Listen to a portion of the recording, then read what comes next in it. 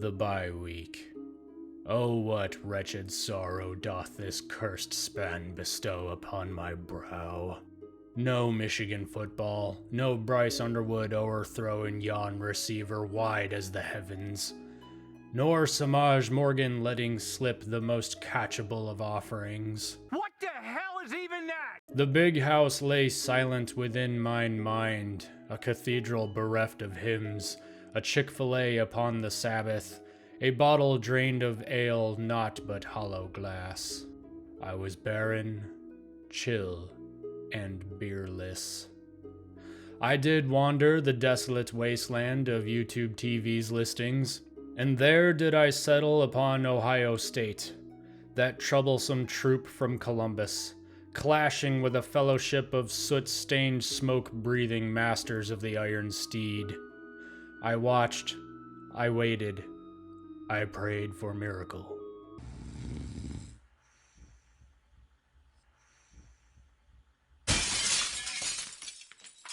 Yet alas, the Scarlet Knaves did triumph. I suppose not all multiple touchdown underdogs may smite the Buckeyes in such a shocking affair. And the Michigan Wolverines will shock the college football world. Without, the leaves did tumble, like Michigan State's postseason dreams. Yet without Michigan's play, even their downfall brought me no delight. Save perchance their victories stripped for cheating, that was most humorous. I sought to fill the void. I turned mine gaze to Washington versus Wisconsin, where Wisconsin did trick me into doubting Washington's worth.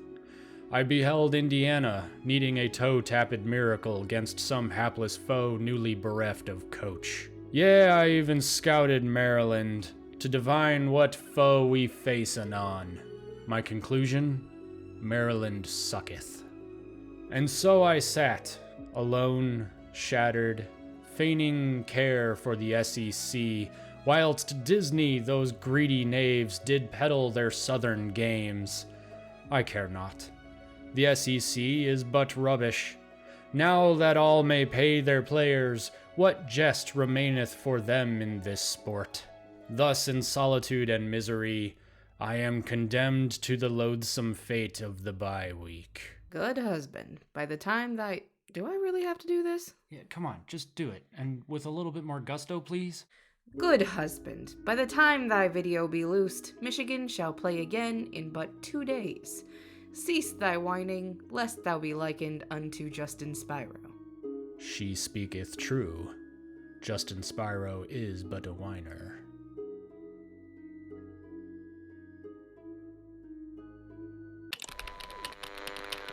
Touchdown Wolverine.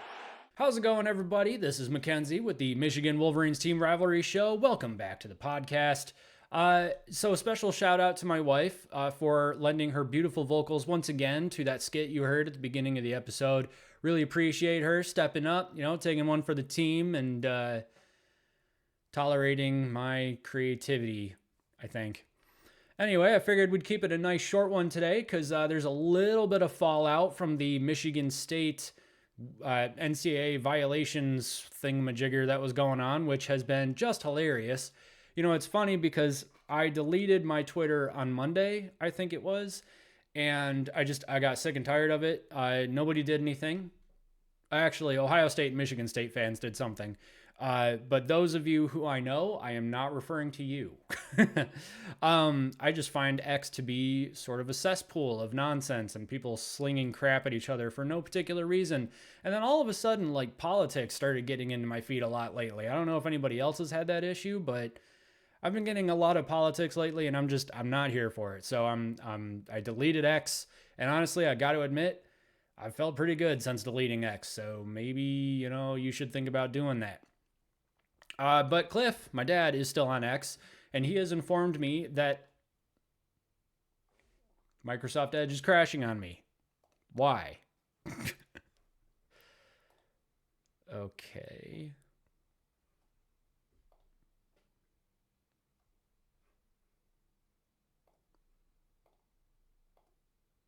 And we're back.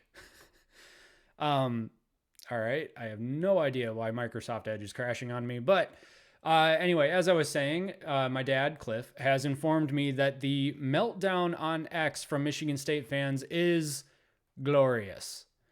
And unfortunately, I'm not there to see it. So, next best thing, we get articles from Michigan State Spartans on Sports Illustrated, which, first off, Sports Illustrated, we need to talk about the amount of ads on your webpage. These two, right at the top here, I get it. That's fine. You got another one here, though. And then there's another one that plays, yep, there on the side. And then another one plays at the beginning of this video here. And then there's more coming down here. It's insane. You need to not put so many ads on your site because actually it can crash the web browser. So you suck. Actually, you're just making money. I get it. Anyway, I wanted to go over this article a little bit because it kind of goes into some of the reasons why Michigan State had to vacate wins, the reasons why those particular players were considered ineligible. And I wanted to start because you know what happened. I mean, Michigan State had 14 victories from 2022 to 2024, vacated. And I know your first thought was, what victories? But yeah, they had a couple during that span. All of them are gone now. So what happened was, I mean, they got the wins vacated because they played ineligible players. What made the players ineligible? Well, it was illegal recruiting inducements.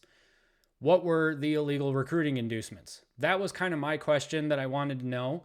So we'll start with this paragraph here. It says Michigan State's violations center around Michigan State's violations center around former general manager and director of player personnel Saeed Khalif and former pass rush specialist Brandon Jordan. I didn't realize they had a pass rush specialist because they didn't have a pass rush. But anyway, the NCAA says that Tucker was not directly involved with the violations, though it does say that Tucker took a hands-off approach to compliance. Yeah, but a hands-on approach to, Anyway, though it does, and did not promote a culture where staff felt comfortable coming to him with concerns or to report potential violations. You don't say.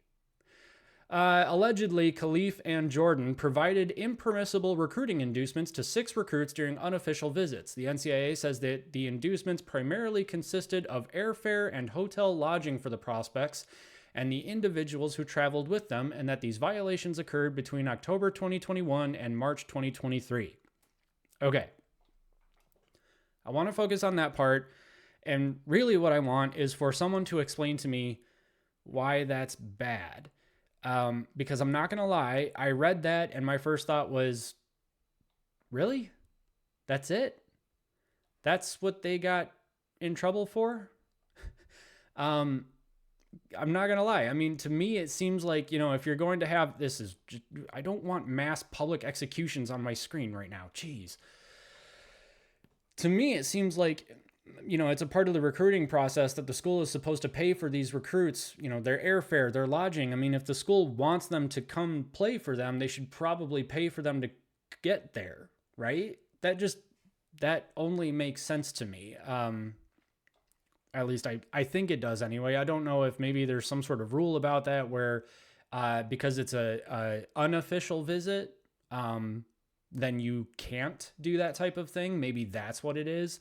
Maybe it's something like if it's an official visit, then you've declared it with the NCAA. Like, hey, we are officially bringing that player in to hang out with us and visit the school and see what's going on here. So that means that we're paying for all of their lodging and airfare and whatnot. Maybe it's because of that declaration that's made to the NCAA about, the official visit. That's what brings it to the up and up, or makes it on the up and up. But the fact that it was an unofficial visit, no, you can't do that type of thing. Which, I don't know, that seems kind of crappy to me. I mean, it's just airfare and hotel lodging. It's not like they got like Lamborghinis like at Texas. It's not like, it's Ohio State where they get tattoos. That's still really stupid to me. But yeah, I'm not going to lie. I don't particularly get why that's so bad, but it's against Michigan State. So obviously it's a good thing that the NCAA vacated those wins because honestly, you couldn't get more little brother than having wins vacated because you paid for somebody's hotel room. It's just really funny to me. Anyway, Edge crashed, so now I have to pull up your comments again. See what we got going on here and see what all of you are saying. Okay, so that's what happened with Sparty. Let's see what's going on in the comment section here. Larman T7U says, honestly, I am a Big Ten fan, but my heart is for Indiana and cheer for all Big Ten teams unless they're playing Hoosiers. I want IU and OSU to play in the Big Ten Championship, but part of me wants the Wolverines to continue its win streak against the Buckeyes. Liked your video, guys. Great thoughts and good luck, Maize and Blue. Let's be real, I'm sick of the SEC bias BS. I truly want a Big Ten team to win the Natty, period. And my feelings to SEC lovers, they can suck it. Yeah. All right. That comment gets a heart from me. I appreciate it, man. Thank you for watching the video, and I'm glad you liked it. And yeah, I would love to see an all Big Ten national champion. Well, I guess I'd love to see Michigan back in the Big Ten championship for sure. And I'd love them to continue their winning streak against Ohio State. But at the very least, I just want a Big Ten team to win the national championship for the third year in a row. That would be amazing. Derek Banks, in reference to Michigan State getting the death penalty-ish, says, what about the Ohio State player that used to play for Michigan and played the entire season ineligible? Yeah. I haven't heard anything about that. I don't know where we are with that right now. I can't remember. Vasquez, I think, is who they're talking about. But it came out, too, that he might not have actually been the player that they were referring to, or might not have actually had anything to do with it. I really don't know where we stand on that. And it's kind of unfortunate that Michigan dropped their appeal, because I really would have liked some of that information to come out into the light and see where we stood with that whole case. But I don't know. I guess at this point, and this is what sucks about bureaucracy, we're probably never going to know. So we'll likely never have the truth there. JSJ297 says, in reference to Michigan State getting the hammer, did they even win any games in that time period? Yes. I mean, it's shocking, but yes, they did actually win at least 14 games during the 2022 to 2024 seasons. Now, I was hoping that it would be the 2021 season was part of that whole vacated stuff, because it really would have been funny at that point for Kenneth Walker's 5-touchdown game against Michigan to get vacated. But honestly, probably good that that particular one wasn't vacated, because Kenneth Walker was just an inspiration. I mean, he played extremely well that game. Literally nothing against the guy. That was just an incredible performance.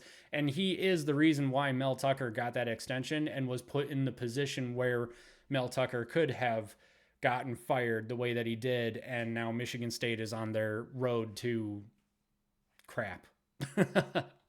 So really, without Kenneth Walker, Michigan wouldn't have their current 5-game winning streak against Michigan State since 22, 23, 24, 25. 4-game winning streak. I can count.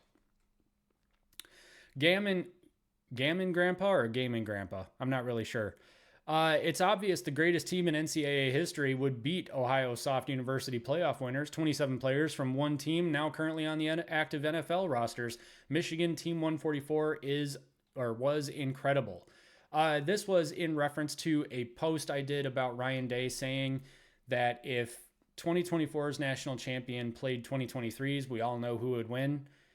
Yeah, 2023's national champion would win. You couldn't even beat the 2024 version of 2023's national champion. So don't come at me with this whole, we would totally beat 2020. You didn't even beat the 2024 version. Just stop. All right. Is Indiana the biggest threat to Ohio State? Rick Bustos says, it's not inflating the score when your Heisman favorite quarterback, referring to Fernando Mendoza, doesn't play the fourth quarter and your backups do nothing but run. It's not IU's fault. The other team can't stop them. Everyone is right. IU should be kneeling in victory formation for the entire fourth quarter. Yeah, I agree. I think that they should. Because if they did that, they'd still win by 50 points. Not against Penn State, apparently, but I think they would. All right, Michigan State unfazed by little brother treatment from NCAA. Think First Media, in reference to that, says, I don't feel sorry for them in the least. Neither do I. They made a friendly rivalry into a bitter one ever since the little brother comments. Mike Hart was not insulting them. He was saying that it was like playing against your brother and your little brother will always try to beat you. I'm not sure I agree with you, but okay. Truth be told, they are the lesser program. Well, yeah, I mean, that's true. AKA the little brother. Duh. Yeah, I agree with that. Now they can live in the turmoil they created. You can be our stepbrother now instead of little brother. Ouch. They ruined a good rivalry and now Michigan is moving away from them. Yeah. Yeah, I'm not going to lie. There's for me anyway, there's really nothing fun about the Michigan State rivalry anymore, except that I have a friendly wager going on with my step grandmother regarding the winner of the Michigan State game, because she's a Michigan State fan. Obviously, I'm a Michigan fan, in case you didn't notice by the massive banner over top of me. That's always fun to rub her face in it, for sure. And but that's about it. You know, the Michigan State game, when D'Antonio got to Michigan State just started playing angry and mean. You know, they always played with the chip on their shoulder. And, you know, credit to D'Antonio, because they played well with that chip on their shoulder, for sure. But, man, I mean, they acted like jerks a lot with D'Antonio. And I can't stand D'Antonio. He's just an angry, ridiculous, mean old man. And honestly, he's actually the biggest reason for MSU's downfall right now. Leaving them in the lurch that he left them in after the 2019 season, which was hilarious, and it couldn't have happened to a worse fan base, but he is the reason why Michigan State is now in this position. Their best coach ever. Now, regarding your comment about him, he was not insulting them. I mean, I think he kind of was. I think it was some rivalry trash talk, and it's insulting and all that, but it's all it was, is rivalry trash talk. Like, and credit to D'Antonio. He said pride comes before the fall, and wouldn't you know it, Michigan had two of their worst coaches in program history right after that, and D'Antonio took advantage of that. So there you go. I mean, but I do think that Mike Hart was taking shots there. Okay, let's grab a couple more here, and then we'll call it a day. John Stoops 5850 says Michigan ends Heisman hopes. Michigan ends Sayan's Heisman hopes. Ask Stroud about it. I mean, I hope so. I hope that Michigan ends Julian Sayan's Heisman hopes, but you can't deny that kid has been on fire. He is incredibly accurate and a lot of fun to watch, unfortunately. Nate Anderson says that's got to hurt, in reference to Michigan State getting the death penalty. I agree. It does have to hurt. The Ruler 13 says, poor lil bro. I don't know what NEM stands for, so there you go, NEM. Steadman says, maybe this is the hammer we were hearing about. Maybe it is. The hammer has dropped. Chris says the hammer has dropped. GG Dope says, ouch. Honestly, I couldn't agree more with all of these comments here. I think that you guys hit the nail on the head. That is some incredible analysis you have going on there. And frankly, I don't know that I can top that, so I'll probably just call it here. But I'll do this one last comment, because it looks like we got something here. Drew Dreweck, maybe? I don't know. You can't move OSU out of the number 1 spot until they lose. Indiana fan here, reigning champion, hasn't lost, which is why they stay number 1 for the time.